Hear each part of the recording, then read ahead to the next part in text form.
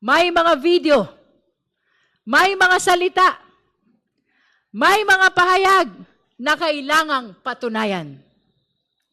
Kaya inaasahan nating marinig ang paliwanag ng NBI, National Bureau of Investigation. Sila ang magdadala ng mga video.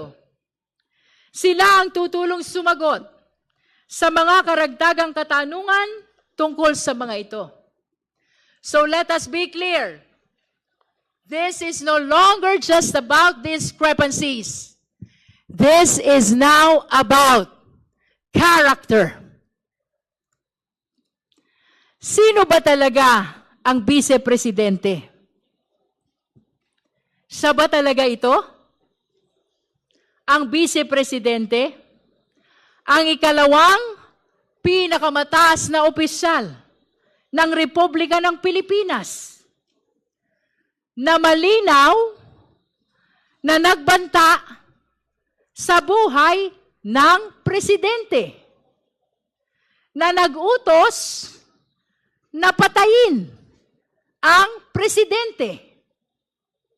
Siya ba itong uhaw sa karahasan na nakuha pang magsalita tungkol sa pagpugot ng ulo ng presidente?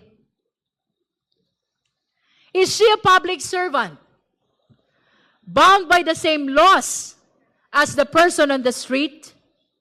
Or one who believes she is above the law? Siya ba ay lingkod bayan na yumuyuko sa batas?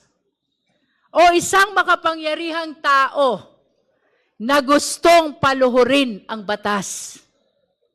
Ano ba talaga ang kanyang tunay na kulay? Iyan ang tanong natin sa araw na ito. Iyan ang susubukin nating sagutin.